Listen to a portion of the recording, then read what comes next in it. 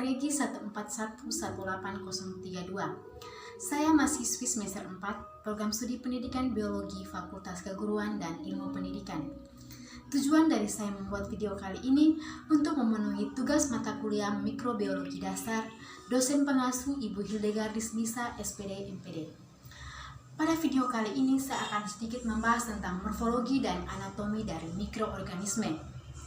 Yang pertama, saya akan uraikan sedikit tentang morfologi mikroorganisme, ukuran mikroorganisme, dan struktur sel mikroorganisme. Yang pertama, sedikit kita akan membahas tentang morfologi dari mikroorganisme. Dunia mikroorganisme terdiri dari berbagai macam jasad renik yang kebanyakannya adalah uniseluler. Ciri utama yang membedakan kelompok mikroorganisme dengan kelompok mikroorganisme yang lain yaitu pada bahan selulernya. Yang pertama, kita akan membahas tentang sel sebagai satuan struktur dasar kehidupan. Sel merupakan satuan struktur yang fundamental dan fungsional bagi kehidupan. Untuk organisme uniseluler, sel bukan saja merupakan satuan struktur kehidupan, tetapi juga merupakan organisme bagi dirinya sendiri. Sebaliknya, pada organisme multiseluler, merupakan kumpulan dari berbagai macam sel yang membentuk menjadi satuan-satuan yang terpadu yang terbentuk menjadi organisme hidup. Yang berikutnya kita akan membahas tentang bentuk dan susunan mikroorganisme. Bentuk umum mikroorganisme terdiri dari satu sel atau uniseluler yang diperoleh biasanya kita lihat pada ragi, bakteri, dan mikroalga. Bentuk lain mikroorganisme adalah koloni atau kelompok, yaitu gabungan dua sel atau lebih di dalam satu ruang, seperti yang kita lihat pada bakteri dan mikroalga. Berikut saya akan uraikan sedikit secara umum tentang mikroorganisme. Yang pertama, kita akan bahas tentang bakteri. Bakteri adalah sel prokariotik yang khas, uniseluler, dan tidak mengandung struktur yang terbatas membran di dalam sitoplasma. Sel-sel yang khasnya yaitu berbentuk bola, batang, dan spiral. Berikut saya akan sedikit menjelaskan tentang contoh-contoh dari sel-sel yang berbentuk bola atau bisa disebut dengan kokus. Ini saya akan berikan contoh Diplococcus. Teman-teman bisa lihat Diplococcus ini bakteri kokus yang berkelompok dua-dua. Teman-teman bisa lihat. Yang kedua, Streptococcus. Streptococcus ini bakteri yang berbaris berbentuk rantai. Yang ketiga, Staphylococcus berkelompok seperti anggur. Yang keempat, Sarcina. Sarcina berbentuk seperti kubus berkelompok. Teman-teman bisa lihat gambarnya. Yang kedua, pada batang atau basil. Saya juga akan memberikan contoh pada Diplobasil. Diplobasil ini berbentuk batang bergandeng. Teman-teman bisa lihat. Yang kedua, Streptobasil berbentuk rantai memanjang. Yang kedua, saya akan bahas tentang cyanobacteria. Cyanobacteria merupakan struktur prokariotik fotosintetik. Artinya bakteri ini mengandung klorofil dan pigmen-pigmen yang lain yang memungkinkan bakteri ini bisa dapat melakukan fotosintesis. Yang berikutnya, fungi. Fungi ini tidak memiliki klorofil dan tidak mempunyai dinding sel. Yang keempat, protoplasma. Protoplasma adalah protista eukariotik yang berklorofil pada golongan tertentu dan tidak mempunyai dinding sel. Yang kelima, alga. Alga adalah protista eukariotik yang berklorofil. Yang keenam, virus. Virus bersifat uniseluler, terdiri dari seutas rantai nukleat, baik ADN maupun ARN. Ukuran dari mikroorganisme.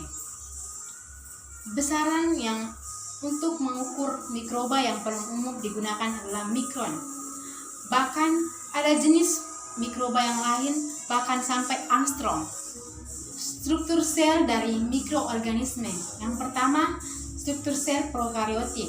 Di dalam struktur sel prokariotik terdiri dari dinding luar, sitoplasma, dan bahan inti. Di dalam bahan inti terdiri dari lapisan lendir. Dikatakan lapisan lendir apabila lapisan dalam bungkusan ini tidak berlekatan dengan dinding sel. Yang kedua, dinding sel. Fungsi dari dinding sel yaitu memberi bentuk pada sel dan mengatur keluar masuknya zat. Yang ketiga, sitoplasma. Sitoplasma disebut juga dengan lapisan hialin. Yang berikut, isi sel. Di dalam isi sel terdiri dari karbohidrat, protein, enzim-enzim, belerang, kalsium, karbonat, dan fluotin. 5. Inti atau nukleus. Inti terdiri dari ADN dan ARN. ARN merupakan bagian dari ribosom yang berfungsi sebagai organel penyusun protein. Pada virus berupa ADN atau ARN. Yang keenam, flagel.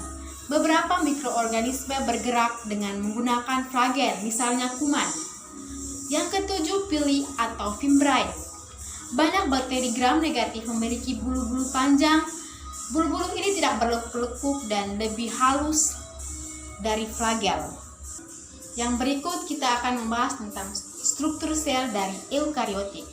Yang pertama, retikulum endoplasma. Retikulum endoplasma mempunyai banyak fungsi, yaitu pertama, retikulum endoplasma mempunyai fungsi sebagai penghalang di antara berbagai organel dan menjaganya dalam posisi yang relatif konstan. Yang kedua, menyediakan saluran-saluran yang mengatur arus bahan-bahan dalam sel.